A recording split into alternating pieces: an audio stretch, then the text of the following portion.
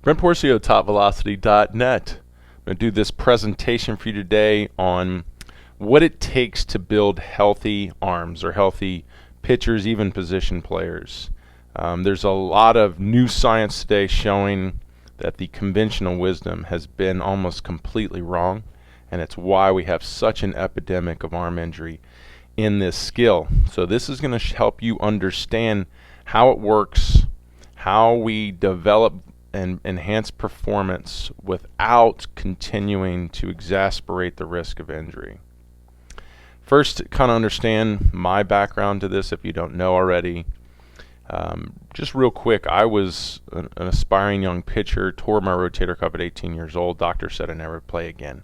It was career changing, really kind of took any chance I had of being a top prospect and threw it away ultimately, because 18 is when you're supposed to be in a place of being heavily recruited, which I was starting to become. I was a late bloomer, and this really not just sidelined my career, but ultimately changed it forever. Was able to get myself back and play some professional baseball, college and professional baseball in Europe and independently in San Diego.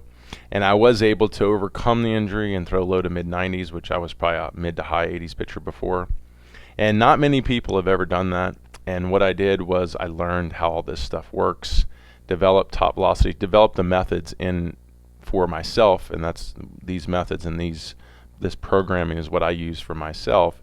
And I've built on top of that, and eventually I've worked for some major league teams as a consultant, and I'm finishing my kinesiology degree or master's right now as I continue to push forward in this field. My mission has always been to help change the game of baseball with an evidence-based approach, which that means through research, not just through theory, which still today it's amazing how it's starting to get traction. More people are doing this, but still not as many people have jumped on the evidence-based train, which is let's actually do what the research, what the case studies are saying, and not what we think is happening.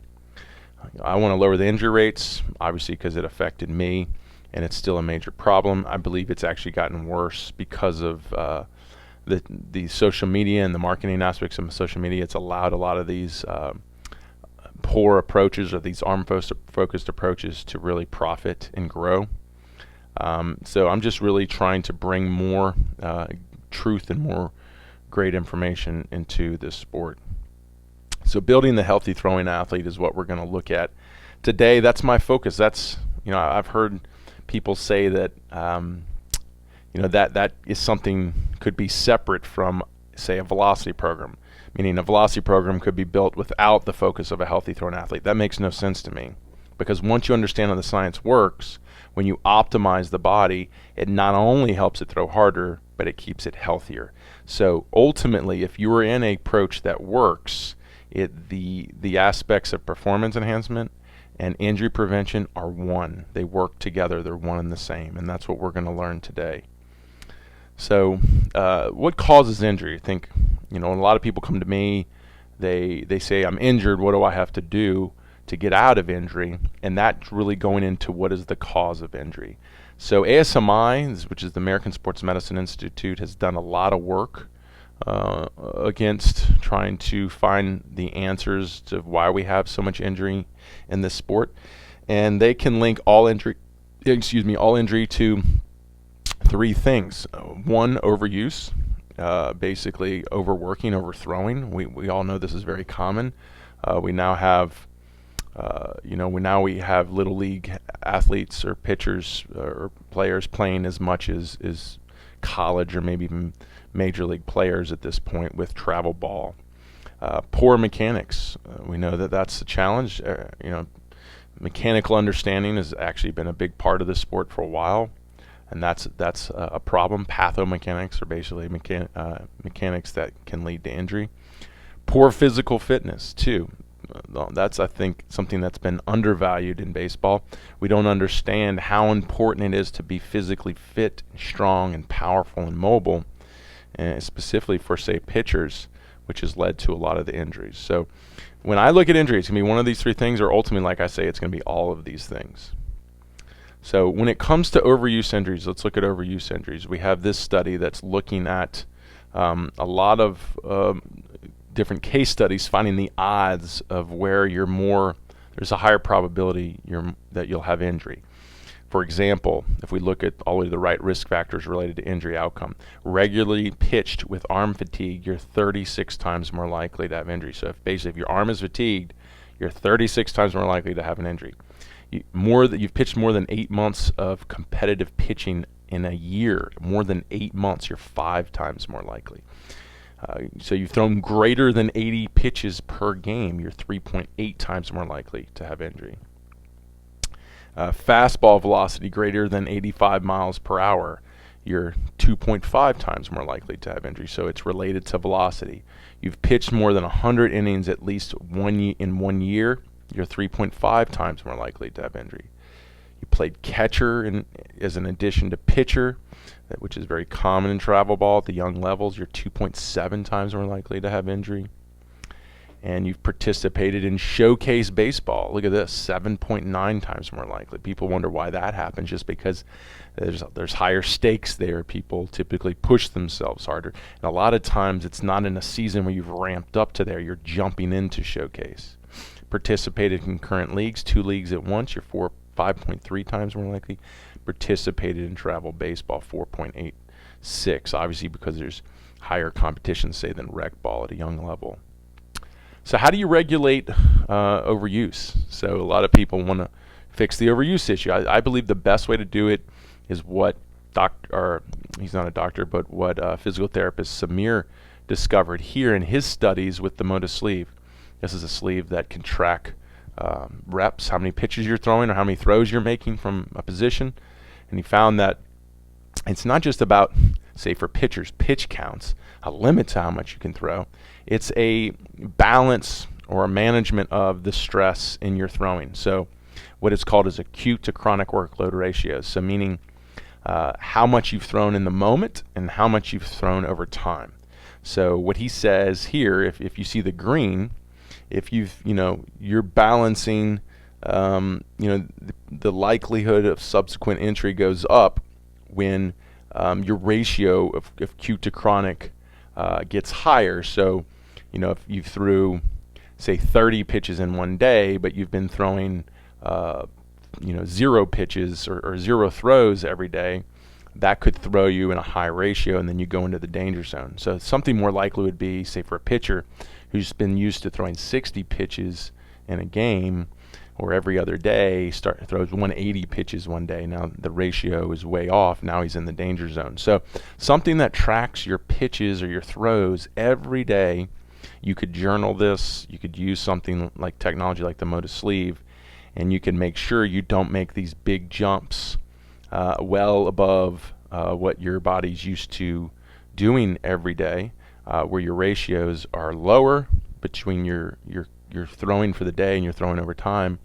And then you can control your overuse issues. So it's like if you want to get to 150 pitches, you would just have to slowly build up without making big jumps to it.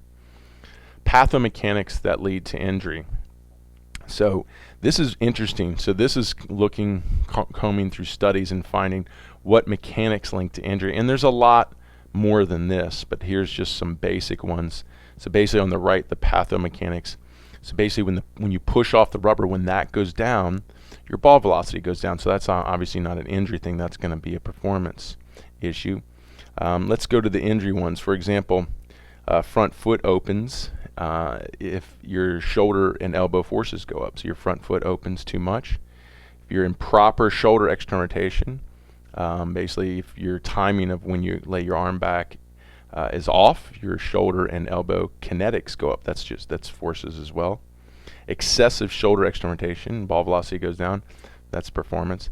Shoulder horizontal adduction goes down, ball velocity goes down. That's performance. So the ones that are going to be more towards injury would be, say, right here, excessive shoulder horizontal adduction and elbow flexion. Your shoulder kinetics go up. So when you're pushing your elbow forward, let's see another one. We have improper shoulder abduction, elbow varus torque goes up. So there's a lot of things here. I think the most interesting one is the one in the middle here. poor timing between pelvis rotation and upper trunk rotation, the ball velocity goes down, but poor timing between pelvis rotation and upper trunk rotation, the shoulder internal rotation torques go up. So I love that component because that's the component of what we call hip to shoulder separation, or the timing of hip to shoulder separation. It shows you that when you do that well, not only does your ball velocity increase if you flip it the other way, or you do it well, but your shoulder torques go down, which is awesome, where you can actually increase performance and reduce injury. There's also another one here with the forward trunk, or actually with the improper shoulder adduction, ball velocity goes down, elbow vars torque goes down. So if we can improve that, which is really kind of falls back into the hip separation component, you can get that performance increase and that the stress down off the arm. That's why I talk so heavily about hip to shoulder separation. So that's cool to see that there is ways to better move your body without an increasing performance, without having to increase the stress on your arm. If we look here, and it says, and this goes into the physical fitness aspects, this study found that weakness and flexibility led to injury. So those athletes or pitchers or position players that came into their season with weaker arms and shoulders typically had more injury. So direct correlation to physical fitness and to injury. This also showed that weakness and flexibility also led to injury association among hip and shoulder range of motion and shoulder injury and professional baseball players. It's showing it's not just about your arm. So those who came in with weak shoulders and arms were more prone to injury, but also those who came in with weak and inflexible hips typically had more shoulder injuries. So we're looking at the physical fitness aspects are not just in the arm, it's ultimately in the total body as far as how it's going to keep you healthy and more optimized as an athlete, throwing athlete. So we've covered those three things. We've covered what causes injury. We've covered pretty much the problems that are linking to those causes, as far as the mechanics, as far as how to manage the overuse, as far as how to keep the body physically fit. And now I'm going to give you a methodology. If you don't know about the TopVelocity programs, it's pretty much the same foundation of the TopVelocity programs, which is the Kinetic Chain. The best method is going to be looking at mechanics, looking at the healthy throwing athlete, or the skill of in baseball, hitting, throwing, pitching is going to be best understood and developed through the Kinetic Chain. What is the Kinetic Chain? It is the notion that joints and segments have an effect on one another during movement. When one is in motion, it creates a chain of events that affects the movement of a neighboring joints and segments. So basically, each joint of the body is linked to each other, and they work together. Like I used the example sometimes, the whip or nunchucks to create the energy at the end. So the power of the Kinetic Chain is probably the best study to help you really understand the power of the Kinetic Chain, how it works so effectively. Kibler and Chandler calculated in a study that 20% decrease in kinetic energy, that's energy going through your body, that is delivered from the hip and trunk to the arm, requires a 34% increase in rotational velocity of the shoulder to impart the same amount of force to the hand. So basically what it's saying is when you lose the kinetic energy coming from the ground up by 20%, you have to overcompensate by 34% with the shoulder speeds just to keep the same force to the hand. That's a huge, huge problem. So as coaches ignore or even shut down the lower half or the ground up movements of a throwing athlete, he's forcing them, if they want to keep their velocity or their same performance levels up, they have to overcompensate with their arm, and that's more than likely what's leading to all the injury. So how important is that? How important is what we call sequencing the body to create the energy and create the performance to health? And this study found that improper sequencing, or what you could say is timing, does lead to injury. I mean, if we don't time and use the body well, which we did see in those pathomechanics, we are going to be more prone to injury. So this improper trunk rotation sequence is associated with increased maximal shoulder external rotation angle and shoulder joint force in high school baseball pitchers. So we find there is a direct correlation. If you don't use the Kinetic Chain well and time the movements well, you're more prone to injury. Here's an example of what proper sequencing is. Here's a picture through the 4D motion sensors that we use here at TopVelocity. And you can see these waves going off, and these are peaks of angular movements or rotational movements. The red line is when the hips are rotating. And you can see right after the hips go, you can see the green line and the blue line, which is the trunk and glove side. They follow almost in a perfect wave right after the hips. And then the yellow is the arm, and it follows after that. So that's the perfect use of the kinetic chain, or perfect timing. Hip, then trunk, arm or glove, and then arm. Improper sequencing is like in this athlete here. You can see the blue line is going first, so that means he's pulling the glove first, not driving the hips first. Then the trunk is rotating. Then the hips are rotating, then the arm. So his sequence is almost backwards to the proper sequence. He's going glove, trunk, hip, arm, as opposed to ground up, hip, trunk, glove, arm. Professional pitchers generate less arm torque. So now we're going to look at what do the elite athletes do to survive at that level where velocity is the highest and pitch counts are the highest, or overuse can be the highest. And it's interesting to see that at that level, compared to youth, high school, college, and pro pitchers, based on their body weight, put less torques on their arm. That means they're using less rotational energy or forces in their arm to create their performance. And if you look overall, and just who puts the most amount of torques on their body overall without normalizing the body weight, it's college pitchers, high school right after that, then pro, then youth. But when you normalize the body weight, pro pitchers are the best at keeping stress down on their bodies, which makes sense because that's how they survive. That's what's gotten them to the professional level, is their ability to increase their performance without putting more stress on their bodies. So just so you can understand, torque, arm torque, does link to injury. So a lot of times when you hear arm torque, well, people think, which is going to link to arm speed, that's not a bad thing. It is. This study shows that arm torque causes injury. Now, we do need to put torques on our arm. We just have to be very careful. As you can see here, the non-injured group had less torque on their arm at maximum external rotation than the injured group. So there was a strong correlation to those who can throw with less shoulder torques typically stay healthier. And it's interesting to see too, because a lot of people have this perspective that the arm speeds is what creates the velocity, and because the velocity is the highest at the pro level, that they must have more arm speeds. And we're not seeing that in this study as well. We're seeing, compared between youth, high school, college, and professional, the in-rotation velocity actually from college to professional goes from 7,400 degrees per second to 7,200. So the arm speeds actually go down while the ball speeds go up from 35 meters per second to 37. That correlates to about roughly mid to upper 80s.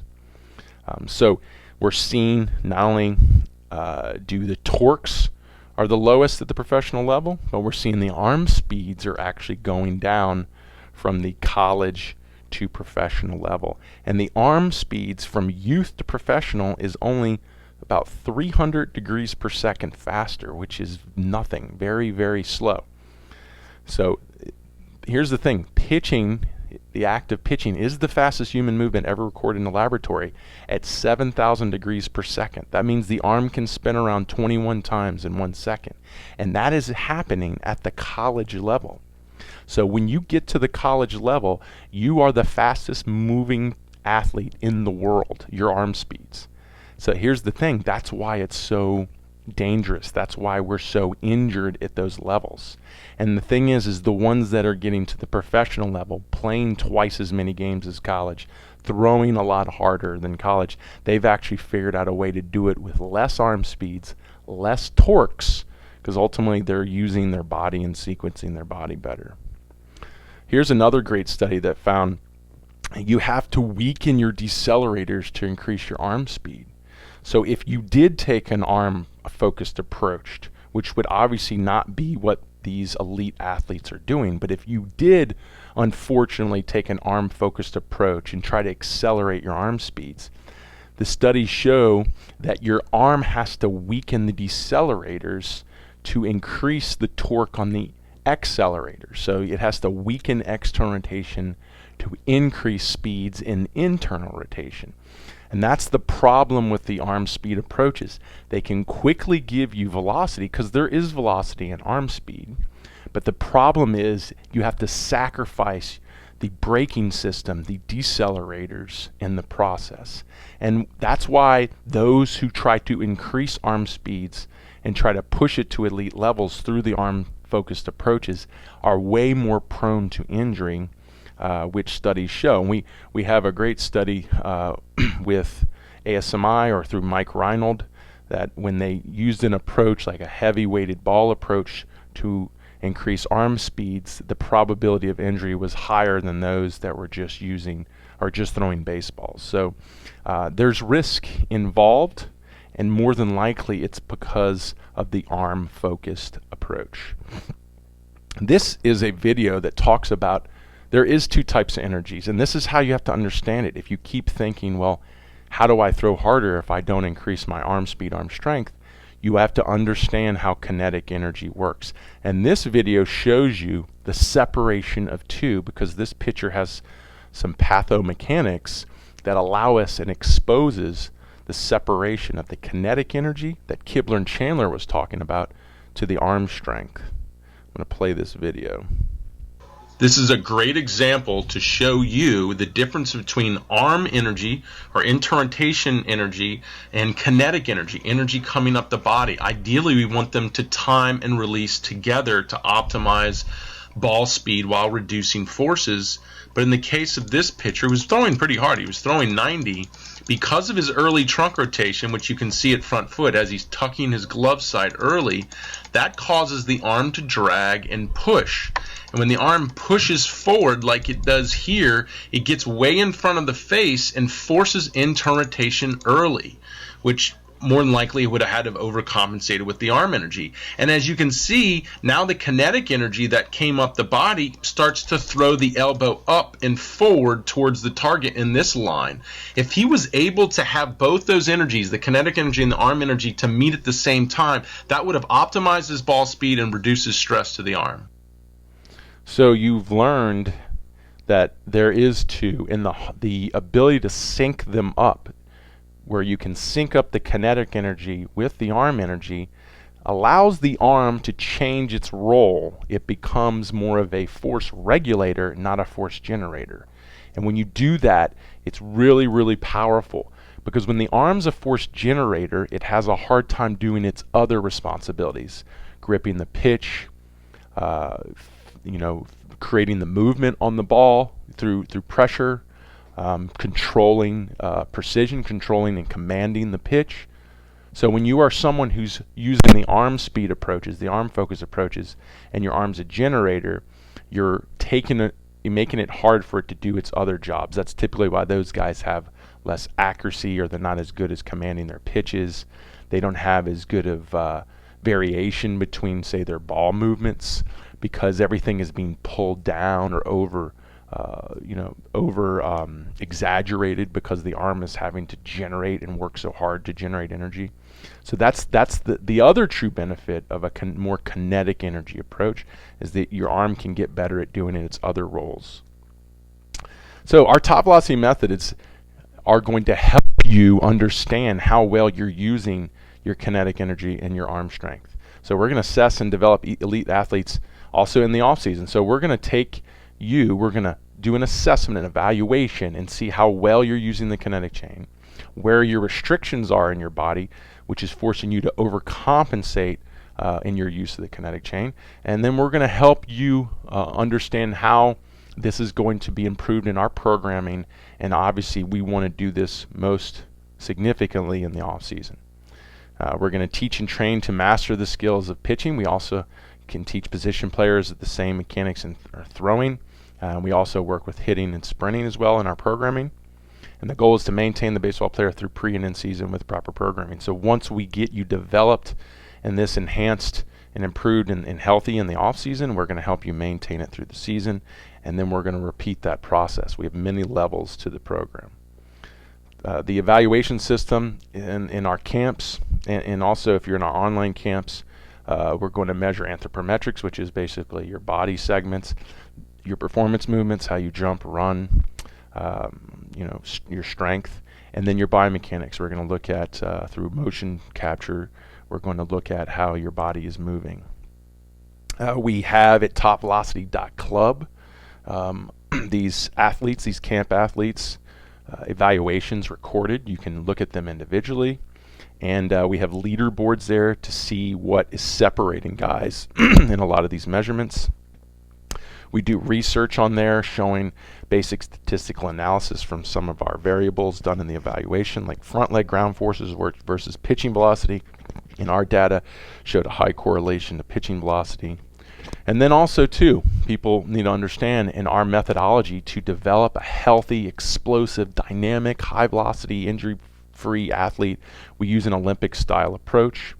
Olympic style approaches has been found not just one of the best to enhance power, but to enhance power and optimize a kinetic chain. So that's why we use it. It's not just about building power or strength in the weight room, which we do, but it's about building it through a kinetic chain that is optimized and most efficient in creating energy, because that's how we move in our skills of throwing, pitching, and hitting. A lot of people get concerned that an Olympic approach or a heavy loading weightlifting approach has a lot of injury. It does not. The studies here show out of 1,000 hours, it says 100, but there should be 1,000 hours. There was 3.3 injuries per 1,000 hours for Olympic athletes, elite Olympic lifters, and in Major League Baseball, there's 3.6 injuries per 1,000 hours. So it's actually more dangerous to be a Major League Baseball player than it is to be an elite Olympic lifter. Recreationally, weightlifting, this is a UK study because it's more popular in other parts of the world. Olympic lifting, which they call weightlifting, was the least amount of injury of all the sports. The study showed there's not traumatic joint injury here. It's just basic sprains, strains, and tendinitis. A lot of people get concerned that the elbows, because of the front rack position, are injured a lot. They're not. Only 2.5% of the injuries come from there, which is pretty much insignificant. We use a medicine ball approach, so we use the overload principle through a 2-pound med ball, not through a baseball. There's a key reason for that. It develops more efficient, better mechanics, healthier mechanics than a baseball or weighted baseball approach when you're using overload, mainly because you're throwing it with 2 hands, and that forces it to stay connected and work with the trunk, and it doesn't allow it to disconnect and separate from the trunk, where a lot of the joint loads are higher, and then you're adding a weight to that, and it becomes more of a problem. So if you're not in already, we have camps for pitchers and position players, hitters. We have the hitting programs. We have a program for every skill if you're looking for performance enhancement while also preventing injury. If you haven't already, follow us on all of our social media. We do put a lot of our education out there, a lot of more great information. You can see a lot of our testimonials, a lot of our current trainees. That's going to be it. Appreciate you for following. If you have any questions, please leave them at the bottom.